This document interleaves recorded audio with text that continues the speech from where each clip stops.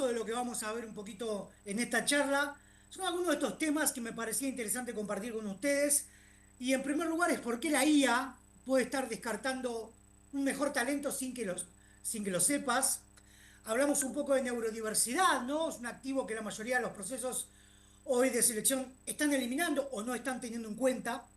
Vamos a hablar de Gen Z o la generación Z como espejo y algunas acciones concretas al final para empezar sin presupuesto y sin ley que te obligue, ¿no? Eso lo vamos a ver un poco ya al final de la charla. Quiero empezar con una historia para que ustedes tengan un poco en cuenta qué puede hacer bien la tecnología y qué no, ¿no? Amazon, la compañía que todos conocemos, despidió a su algoritmo hace unos años. Y uno se pregunta si vos seguís usando el tuyo. ¿De qué se trata? Bueno, hace unos años Amazon había entrenado a una inteligencia artificial para selección de, bueno, futuro personal. ¿Qué pasó con esta herramienta? Discriminaba a las mujeres. ¿Cómo es esto? El sistema penalizaba a las candidatas femeninas porque fue entrenado con historiales de empleados masculinos. Lo que provocó esto, ¿no? Que el modelo aprendiera un fuerte sesgo de género. Ustedes saben que las IAs, todo lo que aprenden las inteligencias artificiales, se basa en lo que hizo el humano desde el momento en que está actuando para atrás. Entonces, ¿qué pasó? El sistema fue alimentado con los currículos de personas contratadas por Amazon durante la década previa y el sector de tecnología ha estado históricamente dominado por hombres, ¿no? Entonces, por eso la máquina concluyó que el perfil ideal era el de un hombre. Penalizaba currículums que incluían la palabra mujeres o mujeres que trabajaban, por ejemplo, en la Asociación de Mujeres Líderes, ya lo cortaba, ¿no? Digamos, no fue con mala intención, lo aprendió sola esta máquina. ¿Pero qué aprendió? 10 años de decisiones de contratación históricas en una industria mayoritariamente masculina. Entonces cabe preguntarse quién decide qué, porque para este año 2026 la mayoría de las grandes empresas y seguramente algunas de las empresas que están hoy en este Congreso están usando de alguna forma la inteligencia artificial en sus procesos de selección, ¿no? Entonces puede haber un algoritmo que esté tomando la primera decisión y muchas veces, como pongo, la definitiva sobre quién entra y quién no a una empresa. Esto es un tema que también hoy voy a hacer bastantes preguntas, entonces la idea es que nos vayamos preguntando cosas como para llegar, ¿no?, a unas respuestas significativas. Según las empresas, incorporar la IA en procedimientos de reclutamiento tiene beneficios. Ahorra tiempo, elimina el sesgo humano, y acá estamos en una contradicción, ¿no? Porque ¿cuál es el sesgo humano si no sería tal vez lo más objetivo? Pero bueno, esos son los beneficios que las empresas creen que tiene la IA. Ahorra dinero, que también debe ser uno de los más importantes, y ofrece la mejor selección de candidatos, lo cual no sé si estamos todos de acuerdo que es algo cuanto menos dudoso. Todos los datos que les voy pasando, luego la presentación se las puedo compartir sin problemas, son datos y estadísticas de los últimos años, en este caso abril de este año, ¿no? Entonces todo lo que estoy diciendo está fundamentado con datos. ¿Qué opinan las personas? ¿Cuáles son los retos en la contratación mediante inteligencia artificial? Bueno, en Estados Unidos se hizo un estudio donde el 71% de los adultos se opone al uso de la IA para tomar decisiones finales de contratación. Sí, estoy escuchando algunos ruidos, pero si nadie me para, yo sigo tranquilamente. Sigo. Entonces, si bien las empresas creen que es beneficioso, las personas del otro lado no están de acuerdo con que la IA, la inteligencia artificial, sea quien decida el proceso de selección, ¿no? También acá tenemos entonces ya un debate para tratar. Entonces, la pregunta que me hago es, ¿de qué datos aprendió ese algoritmo? ¿Y qué tipo de persona está descartando antes de que un humano siquiera vea su nombre? Entonces, hoy hay organizaciones, pregunto, ¿no?, que están usando la diversidad y la tecnología como una ventaja real o repitiendo los mismos errores del pasado. también son preguntas que hay que ver y hay que hacerse. Entonces, luego de esto, estamos hablando de lo que es DEIN 2.0, ¿no? DEIN, para el que no lo sabe, es diversidad, equidad, inclusión y neurodiversidad. Son las siglas. Mientras tanto, veamos algo. Meta, grandes empresas como Meta, eliminó su área de DEI en el 2024. McDonald's, Amazon, Ford, Harley Davidson, digamos, grandes empresas estadounidenses, digamos que cortaron este programa de inclusión que estaban teniendo. La pregunta es, ¿la diversidad no funciona o significa que la forma en la que lo estaban haciendo no funcionaba? Entonces acá hay un tema también para ver. Lo que pasa es que esa es la diferencia entre lo que es el DEIN 1.0 y DEIN 2.0. ¿Cuáles fueron las causas? Algunas les voy a poner, esto es en Estados Unidos, ¿no? Por la que se eliminaron estos programas de inclusión. Bueno, grupos conservadores y algunas figuras políticas ejercieron una enorme presión legal y boicot contra iniciativas de este tipo. Eso fue una de las causas. Hubo una presión de inversores y accionistas porque, bueno, comenzaron a priorizar las eficiencias de los beneficios por sobre el activismo social corporativo, ¿no? Entonces acá un poco queda en esto de que lo económico iba adelante que lo meramente inclusivo. No se podía medir el impacto financiero, ¿no? No tenían la forma de cuantificar el valor y el impacto real de estos programas de EI. Y otra de las causas, la búsqueda de neutralidad, ¿no? Las grandes empresas ajustaron sus enfoques hacia la neutralidad para evitar alinear a cualquier sector su base de consumidores o empleados, ¿no? Esto es más una pantalla de marketing para quedar un poco bien con el resto y eliminar estos programas que en ese momento, bueno, estaban destinados a la inclusión. Lo que pasa, como les decía, que el Day 1.0 era esto. Era la foto de un equipo diverso en la página web, un reporte anual con porcentajes. Había algún que otro programa de capacitación obligatoria que después nadie recordaba en su mayoría.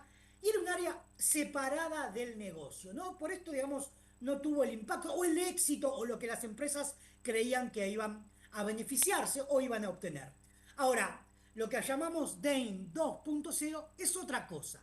No es un programa en concreto, es una decisión de arquitectura organizacional, ¿no? Yo lo llamo así, es una decisión organizacional, no es un programa como sí lo era el anterior. Entonces vamos a ver cuáles sean los beneficios, cuáles son los beneficios de lo que llamamos DAIN 2.0 y los vamos a ver también con datos. La BCG estudió más de 1.700 empresas en 8 países. El resultado fue este, ¿no? Empresas con diversidad estaban liderando por encima de otras que no, generando un 19% más de ingresos por innovación. Este estudio lo tienen obviamente aquí, como les pongo en el link abajo en la presentación. Ahora, ¿por qué sucedió esto? ¿Por qué, digamos, la BCG digamos, analizó tantas empresas y fue el resultado positivo? Porque cuando tenés personas que piensan distinto, que tienen experiencias diferentes y que procesan el mundo en sus diferentes formas de verlo, generan más ideas, detectan más riesgos, ven situaciones en general que los equipos homogéneos no ven. Yo siempre trabajo mucho en lo que es creatividad o innovación y los mejores resultados, ¿dónde están? Cuando ponemos cuatro o cinco personas diferentes entre sí, porque son las que tienen ideas, obviamente, no iguales a los demás, y donde se va a formar un brainstorming mucho más rico que si te ponemos todas personas que piensan más o menos lo mismo. Les pongo una foto, fíjense aquí, tenemos un equipo de fútbol con 11 jugadores de distintos países cada uno, ¿no? 11 países distintos en el equipo de fútbol. ¿Qué pasa aquí? ¿Garantiza que ganen? No, ¿no? Si todos juegan igual, si el entrenador toma las decisiones solo, bueno, la diversidad no deja de ser una decoración. Ahora, la diversidad sin inclusión es la foto. Con inclusión es la ventaja competitiva de la cual estamos hablando y de lo cual llamamos el DEIN 2.0. que no se puede eliminar, digamos, porque como decía, no es un departamento, es en cómo selecciona la empresa, cómo lidera, cómo se usa esa tecnología a favor y no con los sesgos, ¿no?, que muchas veces tiene, y cómo se toman las decisiones. Reitero, es un desafío de arquitectura organizacional y no un departamento ni un programa. En concreto, si fuese o si se puede recortar este programa de diversidad en una reunión de presupuesto, nunca fue diversidad, fue puro marketing o para quedar bien con algunos sectores, ¿no? La idea aquí, ¿cuál es? Que apliquemos y que la neurodiversidad esté presente en las empresas. Tal vez muchos se pregunten cuál es la definición de neurodiversidad. Básicamente es la siguiente. Es una variación natural en cómo funciona nuestro cerebro humano y no es una enfermedad, no es un trastorno, ¿no? Fíjense esos datos. Entre el 15 y el 20% de la población mundial es neurodivergente, o sea, tiene neurodiversidad. ¿Qué significa? Que incluye autismo, trastorno del déficit de atención, dislexia, síndrome de Tourette, entre otros.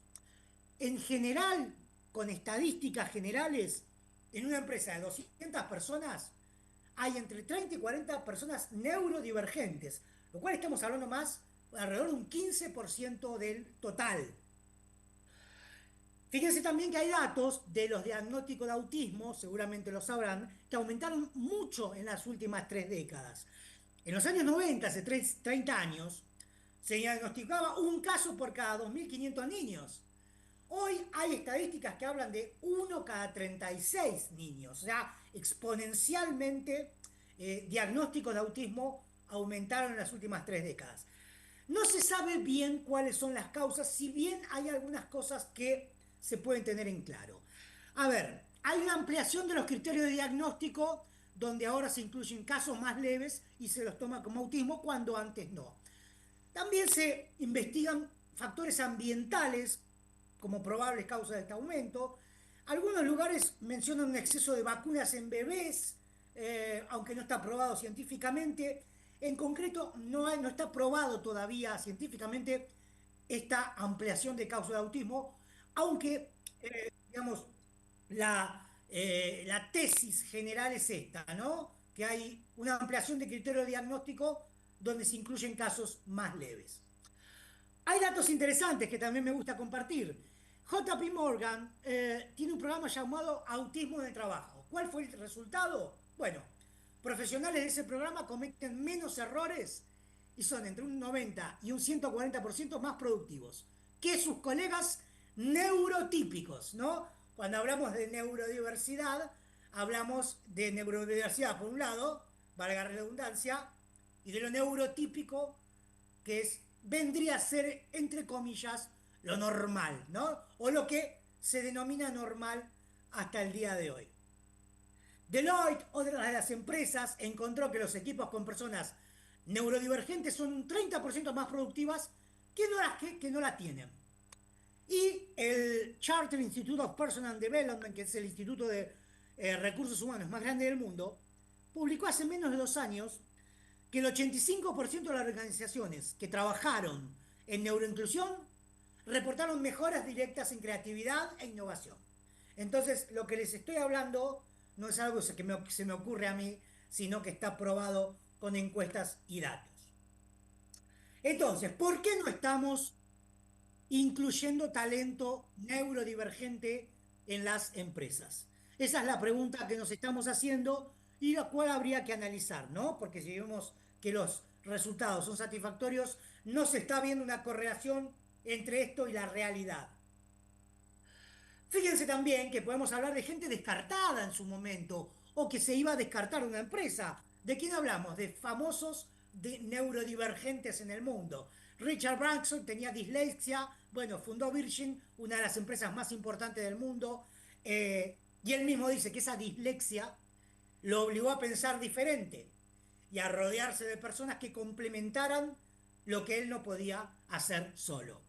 Más datos, Michael Phelps, el gran nadador, 23 medallas olímpicas de oro. Bueno, trastorno de déficit de atención. el entrenador no quiso corregir su hiperactividad, la canalizó para que luego fuera lo que fue. El último ejemplo, un gran actor que seguramente conocemos todos, Anthony Hopkins, autismo. Digamos, él mismo dice que la capacidad para entrar en los personajes, memorizar guiones, bueno, adentrarse en todo lo que tiene que ver con los personajes que le tocaba hacer, fue directamente consecuencia de cómo funcionaba su cerebro, en algunos casos seguramente diferente al resto de los actores de la película. Entonces, ahí tenemos ejemplos de que todos estos cerebros existían antes de que se supiese cómo llamarlos. La diferencia es que hoy sabemos cómo llamarlo y podemos elegir. Uno, o seguimos diseñando procesos que los filtran, que los rechazan, que los eliminan, o empezamos a construir entornos donde puedan demostrar lo que valen. Y creo que ese es el gran desafío. Fíjense también qué opinan ellos, las personas neurodivergentes. Creen, en su gran mayoría, que los sistemas o los procesos tradicionales de selección los ponen en una desventaja sistemática. ¿Por qué? Porque esos procesos fueron diseñados para evaluar habilidades sociales neurotípicas, no capacidades reales para el trabajo, ¿no? Son programas diseñados genéricamente y no se toma en cuenta esto de que cada individuo es diferente entre sí y las personas neurodivergentes aún lo son más. Con esto quiero llegar al tema generacional, porque lo que seguramente ustedes ven en las empresas en las cuales están trabajando es que las generaciones, hay muchas generaciones dentro de una misma empresa, ¿no? Nosotros siempre cuando hablamos de estudios de mercado, mercadeo, marketing, hablamos de que hay cuatro generaciones conviviendo hoy en un entorno laboral. Los baby boomers, que son los más grandes, donde valoran la estabilidad, la jerarquía, tienen una lealtad grande a la empresa. Luego viene la generación X, ¿no? Que ya tiene un poquito más de autonomía, pragmatismo. Generación X seguramente ustedes conocen, pero hablo de personas entre 40 y 50 y pico de años. Luego los millennials, ¿no? Que ya van, cada generación va cambiando su propósito. Los millennials fueron los primeros que dijeron, no, nosotros queremos más flexibilidad, queremos que el trabajo tenga un propósito y no solo sea repetir acciones, bueno, etcétera. Y llegamos a la generación X, que son los más jóvenes y generalmente los que se incorporan al mundo del trabajo o los que más están incorporando a las empresas, ¿no? Entonces acá, ¿qué aparece en la generación X? Bueno, ¿qué lo formó? Lo formó la pandemia, lo formó la tecnología desde pequeños, una incertidumbre permanente, y entonces están valorando otras cosas en el trabajo. Mucho tiene que ver esto de la salud mental, que es una palabra que se puso de moda en los últimos años, pero que en realidad siempre estuvo. El tema es que hoy se le da mayor preponderancia o, digamos, se lo tiene más en cuenta a la hora de formar las organizaciones. El tema es que hay cuatro generaciones, hay cuatro contratos psicológicos, como lo llamo, completamente distintos en un trabajo. Y la mayoría de las políticas de recursos humanos fueron escritas pensando en una sola generación. Entonces, ¿cómo no va a haber roces? ¿Cómo no se va a ir la gente? ¿O cómo no va a haber determinadas cosas que, digamos, una organización no quiere que sucedan, pero en concreto suceden, ¿no? Vamos a un ejemplo, un boomer, un baby boomer, una persona ya que se está retirando y que llegó a las 7 de la mañana todos los días durante 30 años, generalmente no entiende por qué un generación Z pide trabajar desde casa, ¿no? O un generación Z que creció con todo disponible en un teléfono celular, no entiende por qué hay que esperar la reunión anual de evaluación para saber cómo le está yendo, digamos. Son ambas generaciones, son el producto de su tiempo, no es que alguno esté equivocado o no entienden a la otra. Se formaron de determinada manera y hoy coexisten en un mismo espacio. Ahora, la generación Z está pagando el precio más alto, como decía, son los que están entrando al mercado laboral en este momento. ¿Y cuáles son las razones de lo que estamos hablando? A ver, entraron a trabajar en algún caso en pandemia. Muchos tuvieron su primera experiencia en una pantalla sin oficina, sin pasillos, sin red, sin gente. O sea, Fíjense también lo que fue eso. Les prometieron un mundo que tal vez no existe, ¿no? Lo de estudiar, trabajar duro y vas a progresar. Hoy el mundo no es tan así, genera una frustración que generalmente no solamente a la generación Z, seguramente ustedes estarán pensando esto, pero es más probable que ellos lo sientan más al ser nuevos en un trabajo, ¿no? Y son los más vulnerables emocionalmente en el trabajo. La mayoría de los GZ en primera línea reportan burnout o un estrés grande, que es la cifra más alta de cualquier grupo generacional. Entonces creo que es la generación que está, digamos, absorbiendo todo este tema de la salud mental mucho más que las otras generaciones. ¿Qué tiene que ver con Dane 2.0? Mucho. ¿Por qué? Porque no es que sea una generación problemática como algunos creen que es. Llegaron a organizaciones diseñadas para otra época, con líderes formados en otra cultura, de otra generación, y con métricas que miden lo que era importante en otro contexto y tal vez no es lo que es importante para ellos. Entonces acá tenemos que tener en cuenta muy bien en qué contexto fue diseñado esa arquitectura organizacional y ver a quién se la estamos brindando, porque tal vez fue diseñada para otra generación y la mayoría de nuestra organización son Gen Z y Millennials que no tienen mucho que ver con ese diseño. Entonces, para resumir lo que estamos hablando, si una organización no sabe cómo incluir a sus empleados más jóvenes, tiene un problema de diseño organizacional. Dos, la generación que más necesita inclusión es la que más está entrando por su puerta hoy, la Gen Z. ¿Estamos listos para recibirla o estamos pensando y aprobando cosas como hace 30 o 20 años atrás? Tres, la IA, la inteligencia artificial, no es el futuro, es el presente de los sesgos. Si no la auditamos, está tomando decisiones de talento por vos. Vimos el caso de Amazon al principio y vimos que muchas veces la IA tiene sesgos que tal vez esté tomando decisiones equivocadas. Hay talento neurodivergente extraordinario llamando a la puerta de cualquier organización. Entonces, el proceso de selección, probablemente con un sistema mal implementado, lo está descartando antes de que uno pueda verlo. ¿Por dónde empezamos? Ustedes me pueden preguntar. Bueno, en una organización no. En Costa Rica me han comentado que no hay una ley que te obligue a hacer nada de esto en el sector privado y creo que hay un 5% en el sector público, lo cual es casi nada. ¿Pero qué significa esto? Que quien lo haga primero construye una ventaja competitiva que los demás no tienen, ¿no? ¿Y por dónde empezamos? Por estas preguntas. ¿Y las preguntas cuáles son? Tres o cuatro fundamentales que creo que nos tenemos que hacer. ¿Para quién no fue diseñado nuestro proceso de selección? No para quién fue diseñado, para quién no fue diseñado. Ahí vamos entonces, la cabeza nos va a dar vueltas y vamos a entender cómo es lo verdaderamente genuino de la inclusión.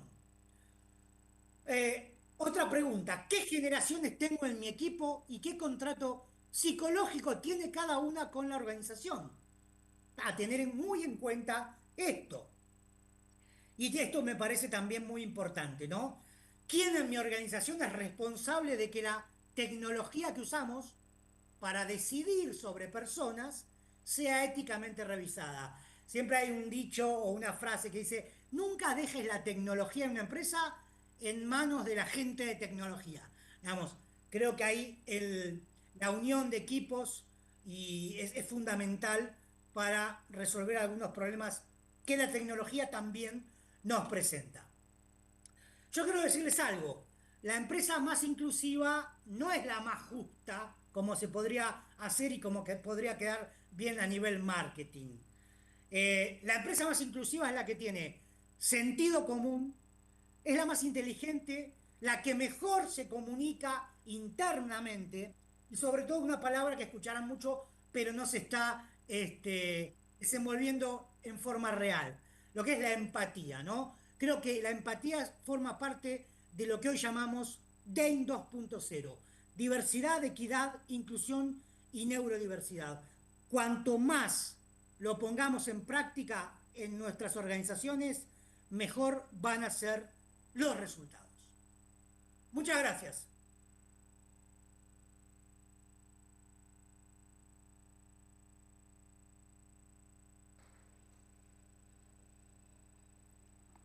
Muchas gracias, Alexis. Nada más me confirmas que me estás escuchando porque tenemos varias preguntas por acá del público. ¿Sí me estás escuchando, Alexis? Te escucho con mucho eco, pero algo te escucho. Bueno, vamos a hacer el mejor intento para que me escuches de manera correcta. Bueno, Alexis nos ha planteado varios tipos de diversidad. Si quieren conocer más, él abordó principalmente el tema de las personas neurodivergentes en el espacio laboral, pero la norma ISO 30415, que creo que ninguna compañía la tiene implementada aún en Costa Rica, nos plantea 27 tipos de diversidad. Mapear nuestras empresas para saber no solamente en cuánto estamos con respecto a género, edad, alguna condición de neurodivergencia o de discapacidad, nos va a permitir poder actuar como Alexis menciona, es preguntar para quién no está diseñado, o como me gusta decir a mí, cuáles han sido las poblaciones históricamente no atendidas. La normativa viene detrás de nosotros y Alexis nos plantea adelantarnos no solamente a otras organizaciones, sino también nos plantea adelantarnos a lo que eventualmente puede ser una ley que nos venga a poner a correr. Si alguien del público tiene operaciones en Colombia, he tenido la oportunidad de acompañar a varias empresas clientes en Colombia. La normativa entra a regir ahora el día lunes, el 1 de junio. Las personas o las organizaciones con más de 100 personas están obligadas por ley a la inclusión del 5%, perdón, del 2% de personas con discapacidad. ¿Y qué es lo que está pasando? Que nuestros procesos de atracción de talento son para personas neurotípicas.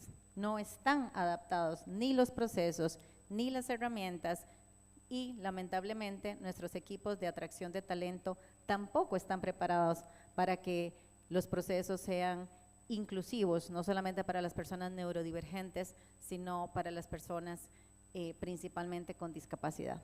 Y aquí el otro mensaje también es trabajar de la mano con las áreas de tecnología.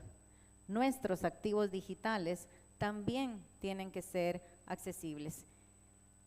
En este sentido, Alexis, me tocaste un tema que es una de mis pasiones, perdón por la larga introducción antes de la pregunta, pero la pregunta para vos tiene que ver principalmente con por dónde empezar si nuestros procesos de atracción no están diseñados para personas neurodivergentes, sino que están pensados usualmente desde el lugar del privilegio de personas que nos autodenominamos neurotípicas. Iván, creo que lo que me preguntaste es por dónde empieza, ¿no? ¿Por Una dónde empresa. empezar? Si no tenemos nada, porque usualmente nos asustamos y decimos, bueno, ¿y ahora qué hacemos? ¿Por dónde empezar? ¿Cuál deberían de ser Bueno, esos primeros pasos? digamos, lo que al final de la charla un poco mencioné, que son las preguntas, digamos, que debemos hacernos. Y también es importante de preguntarse si necesitamos algún ajuste en este proceso para poder mostrarnos lo mejor de vos. Digamos, ¿por dónde empieza una empresa tal vez pequeña, sin área recursos humanos? Por ahí. Pero también empieza por tener sentido común y tratar de ver un poco esto de la diversidad como algo beneficioso. Hoy se habla mucho, es un área en la que estoy involucrado, de que todas las empresas deben ser innovadoras, la creatividad, la innovación, etcétera.